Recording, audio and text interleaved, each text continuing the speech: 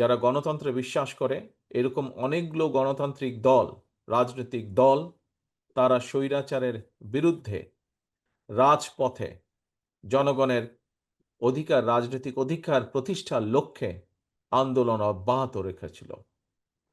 বাংলাদেশের মানুষের সমর্থনে, বাংলাদেশের মানুষের সহযোগিতায় গত বছর 5ই আগস্ট আমরা এই দেশ থেকে স্বৈরাচারকে বিতাড়িত করতে সক্ষম হয়েছি।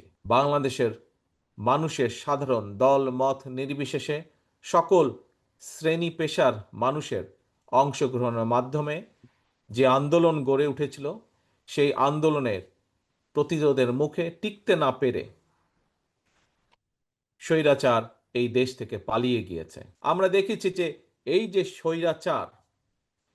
স্বৈরাচার জনগণের আন্দোলনের মুখে পালিয়ে যেতে বাধ্য হয়েছে, এই স্বৈরাচার যখন এক যুগেরও বেশি সময় আগে এই দেশের ক্ষমতা দখল করেছিল, দখল করার পরে আমরা দেখেছি কিভাবে একে একে তারা গুম খুন হত্যা রাজনীতি শুরু করেছিল। ঐক্যবদ্ধ আমরা এজন্যই থাকব যে দেশের মানুষ বিএনপির উপরে আস্থা রাখে, বিশ্বাস করে। তাদের সেই আস্থা এবং বিশ্বাসের মূল্যায়ন করতে হবে। আমাদেরকে সেই আস্থা এবং বিশ্বাসকে মূল্যায়িত করতে হবে, এবং মূল্যায়ন করার একটি উপায় হচ্ছে দেশকে পুনর্গঠন করা। দেশকে পুনর্গঠনের মাধ্যমেই আমরা জনগণের আস্থা ধরে রাখবো।